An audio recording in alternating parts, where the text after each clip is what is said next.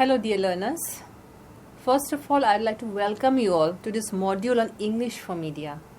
In the fourth module of this MOOC course, we have tried to learn in detail about English for specific purposes, or commonly known as ESP.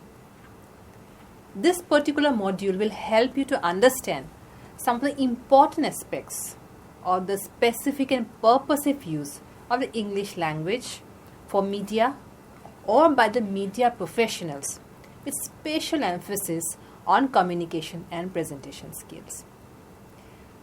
So if you look at the basic objectives of the module, they are to give you some idea of the media and the present day context, to outline the qualities of what a good presentation is all about, and also maybe suggest a few ways on how we can make a connection with the audience. And lastly, a very important objective of this module is we shall discuss some of the important skills of the media persons while presenting through English. So dear learners, as we all know, English has really emerged as a global language with increasing applications in an array of professional engagements acquiring new importance today.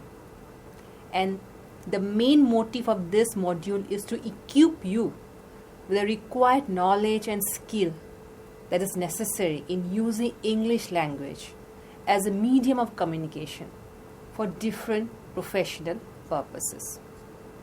Now, before moving on to understand the importance of English as a global language, let us try to understand the present media scenario today. Now, if you look at the history of communication, it dates back to the prehistoric times when people actually communicated by way of symbols, signs, drawings, and also other sign language, which we can call as a non-verbal form of communication. Now, let us try to understand how exactly communication evolved. What was the process of how the entire phenomenon of communication took place? Have you ever tried to understand, or have you ever tried to think about how our ancestors communicated? Because previously there were no proper language was used. They used to communicate with the use of sign language, with the use of non-verbal communication. Suppose, let's take an example. You have been stranded in some deserted island. Okay, and that particular island is inhabited by people who can barely communicate, or who are not very much accustomed to using English as a medium of communication. Then how would you communicate in such a situation? So definitely you will have to make use of your hand movements, your facial gestures, or maybe other forms of signs and symbols.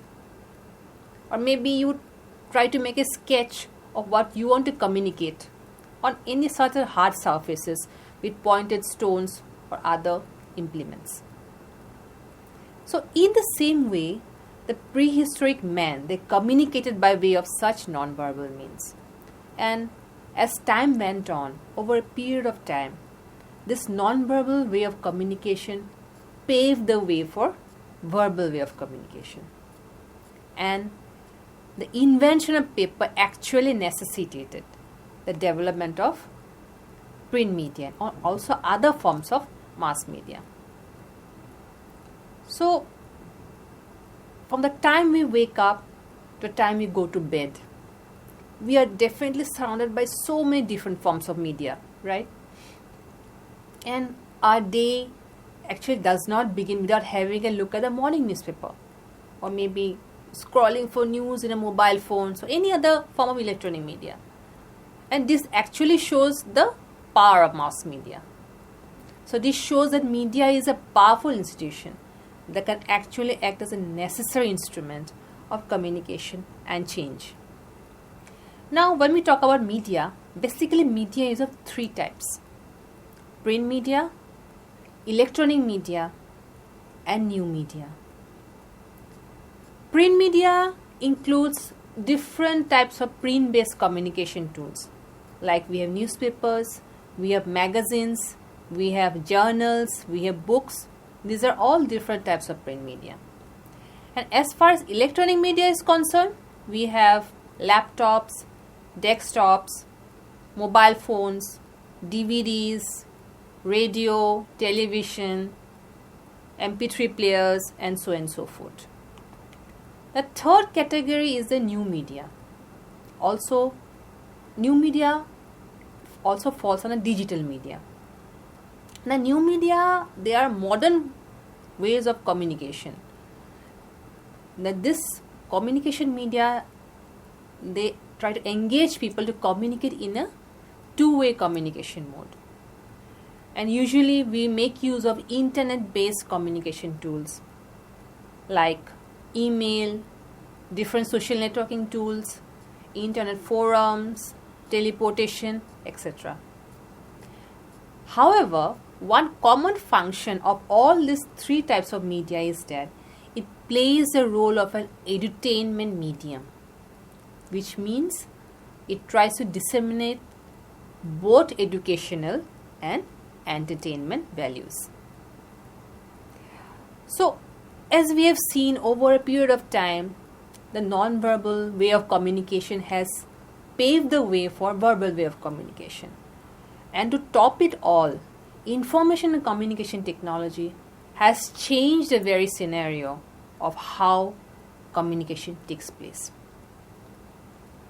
The different information and communication technologies have definitely given a push to the different forms of media, which have actually led to media convergence.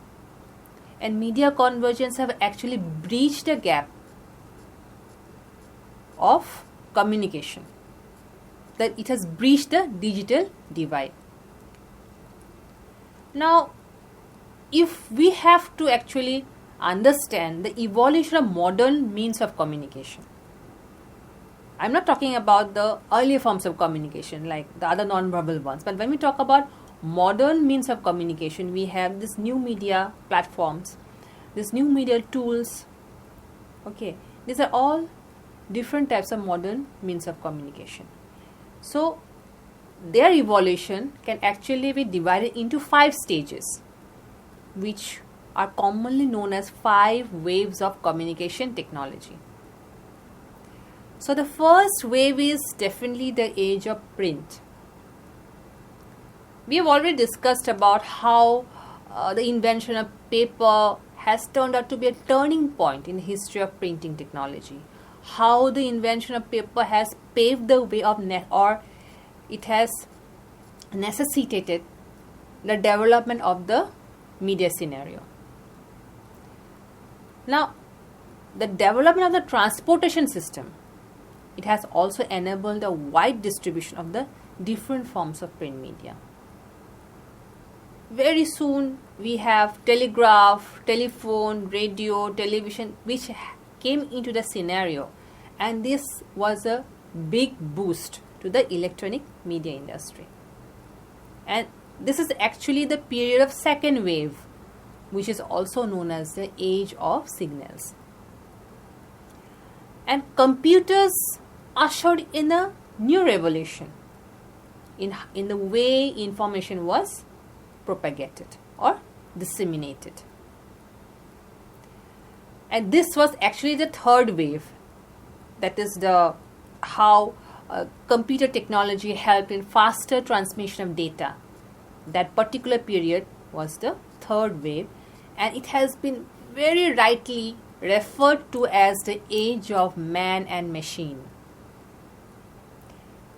And the last 2 waves, or the last 2 stages, are the age of satellite networks, that is the 4th wave, and the age of network of networks, which is the 5th wave. So these two waves are all about networking and how we can make the best use of technology based mass media for communication. So we can see that over a period of time there has been a gradual shift in the way we have made use of technology. More specifically for facilitating the communication process. And if we look at the present state of media scenario, we will definitely see a merging of different types of media through different digital media platforms. And this particular aspect is known as media convergence. Okay, that is different types of media coming together and converging at one place. And in the present day context, media convergence has assumed a lot of importance. It actually speeds up the communication process. We need not wait for hours and hours at end to get feedback or reply from someone else. Okay. Because we all have a different online platforms, and they serve as important medium of communication, as important medium for engaging in debates and discussions. And this newly converged media platforms, they provide online access to the archives and other endless opportunities for users to comment on the story, or maybe provide any other link to any relevant material. And these days, of course, all of us, we have become a content creator, right? We go to some other place, we witness an event, and we try to record it in our smartphone. And what we do? We upload those contents on different social networking sites, on different social media platforms. Now let us try to understand the importance of professionalism in media. Now, what is professionalism?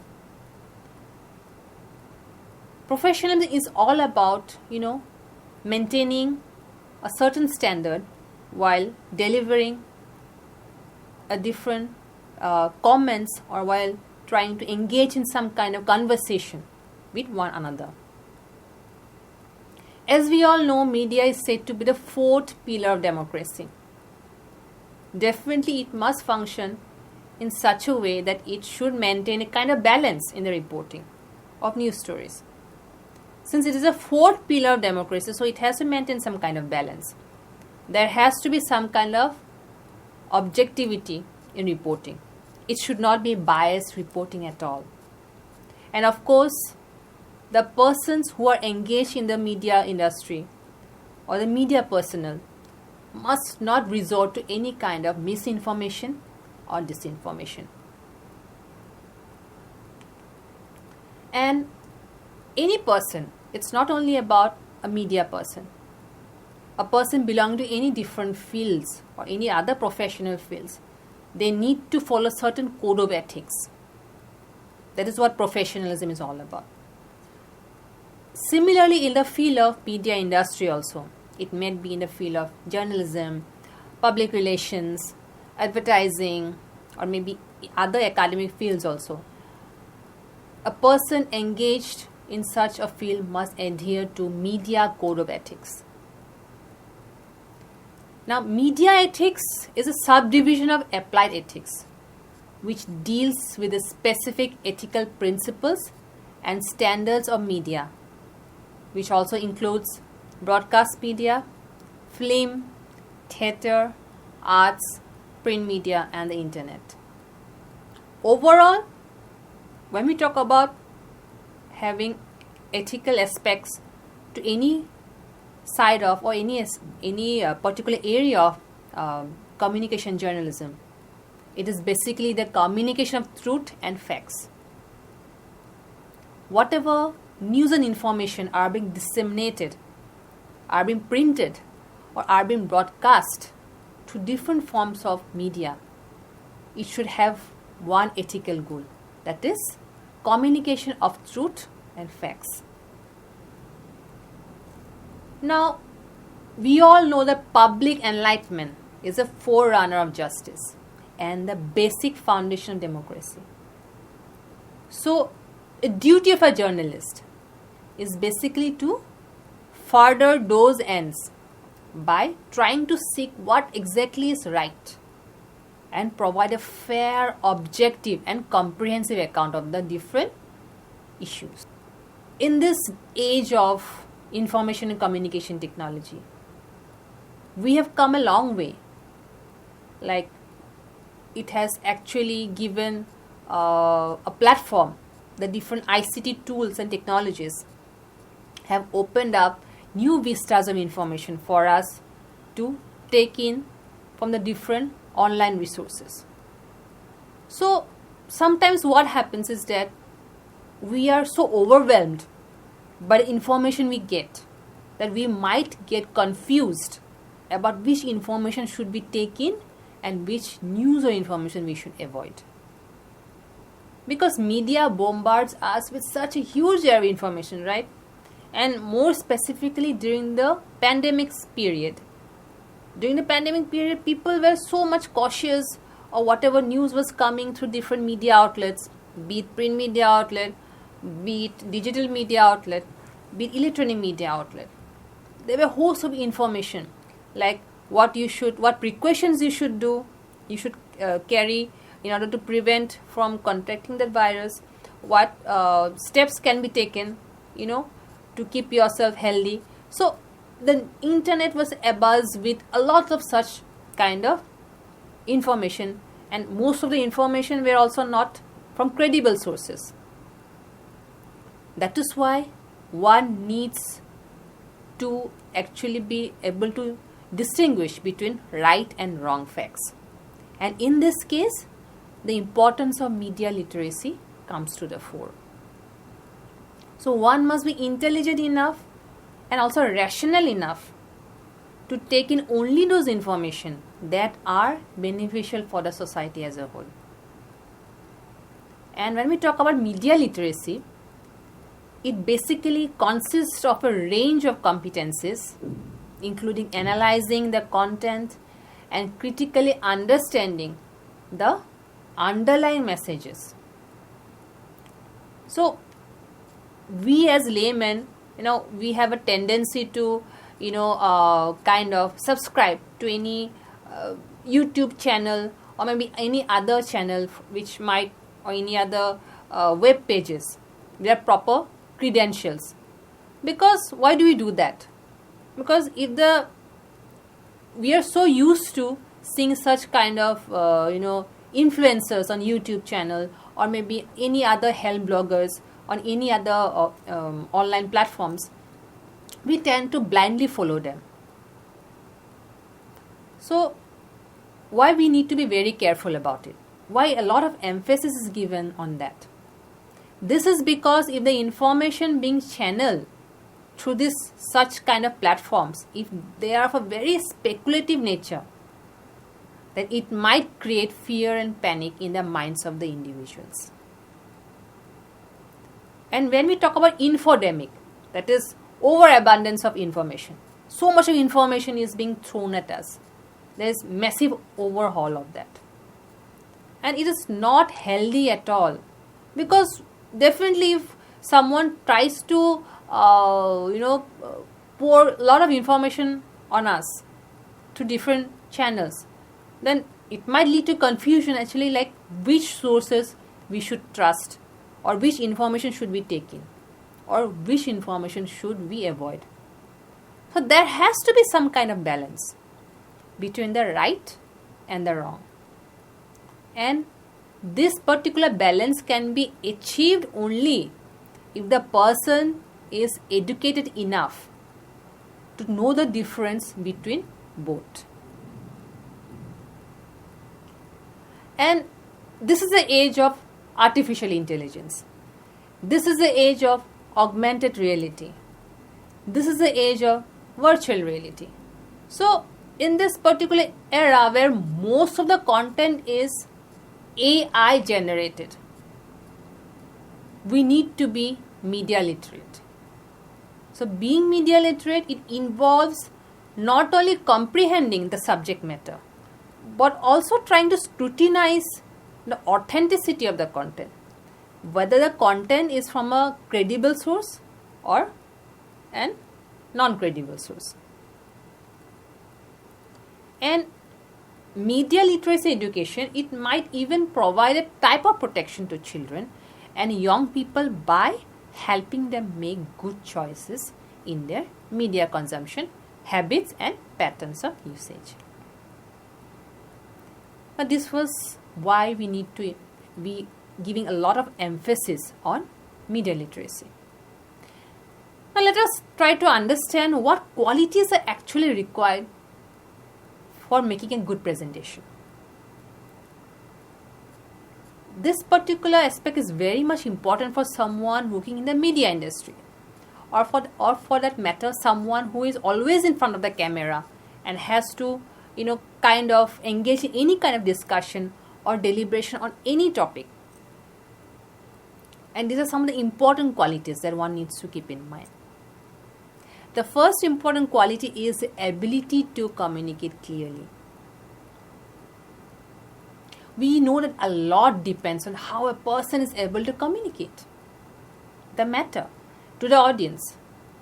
If you try to use some very ambiguous words, or if the concepts are not that very clear, then definitely whatever the person is trying to communicate will not make any sense. So, such kind of ambiguous words must be avoided. Second important quality is having an in-depth knowledge of the topic. So, it is very pertinent to have an in-depth knowledge of the topic. One's success in making oneself comprehensible to the audience, it actually depends on one's familiarity with the subject. If you are not familiar with the topic you're trying to talk about or trying to convey to the general public, then the public also will not be able to comprehend what you're trying to talk about. So you need to have an in-depth knowledge of it. The third important quality is establishing a rapport with the audience. In order to have a good relationship or good rapport with the viewers or listeners, one must present in such a way that will actually lead to clarity of thought and expression. Then, effective use of non-verbal communication skills. It's not only about trying to deliver a lecture over a period of time, but you need to make use of other non-verbal body movements. Like right now when I'm trying to talk about the usage of English in the media sector, I'm trying to make use of my facial expressions. I am trying to make use of different hand gestures, different body movements in making my presentation more interesting. Then of course you need to be very confident enough to make a good presentation.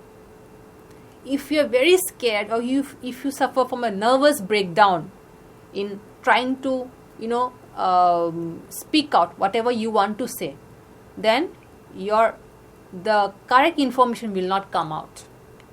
So good presenter will always exude confidence while speaking rather than just beating about the bush. Of course, you need to have a very calm personality. You can't be hyper all the time. And because it happens to a person, more specifically who works in the media industry, they're expected to remain calm even in the toughest of the situations. Then last important quality of a good presentation is presenting authentic information. One needs to fact check the information that are being disseminated, that are being communicated, because once you put across any wrong information, then it will create confusion in the minds of the people. So the concerned person must be very cautious while trying to communicate whatever information he or she wants to the general public. So let us try to see the basic presentation skills that one requires in the context of radio. Now, of course, the overall skills for radio, television, they're almost similar. Okay, but there are certain fine or thin line of difference between both these two medium. Now, as far as radio is concerned, it's an oral medium, right? You can't see, you can only hear. So radio presenters should possess a very good quality voice. That is the foremost quality to communicate as far as radio is concerned. You need to make or have a very good diction and flawless pronunciation as well as confidence. And another important point is outlining a rough sketch of the talk. Suppose you need to take up interview of a renowned person on a public platform. You need to be prepared with a set of questions. You can't go on in the particular studio and start asking random questions with the concerned person. So you must be mindful of the questions and other related issues. Then of course using the body language effectively. A person's body language, it speaks volumes of what he or she wants to convey, and it also shows whether that concerned person is actually interested in engaging in a conversation or not. Then another important aspect to having a good presentation skill or to have a good communication skill as far as radio is concerned is making use of factual data. He or she should have the ability to combine facts and data in a lighter vein in order to keep the audience engaging. So audience are a major part of any radio television production programs. Okay, and whenever there is coverage of a special news item, there is always a thought of how the audience will react to it. So before conceptualizing any kind of radio or television, one needs to look into all these aspects. So definitely when one engages in any form of conversation that is intended for the public, one needs to look into the relevance, the importance, the novelty or the claims being presented. And so these are some of the few news values that are applicable while delivering any kind of lecture or trying to engage in any kind of discussion. So as we come to the end of this particular module, we have tried to understand or we have understood the importance of using English language for media by specifically focusing on communication and presentation skills. And we have also tried to learn what constitutes a good presentation and what are the skills that is required for someone who is working in the media sector. And in the next module, we shall talk about another interesting aspect on English for news writing. So till then, goodbye.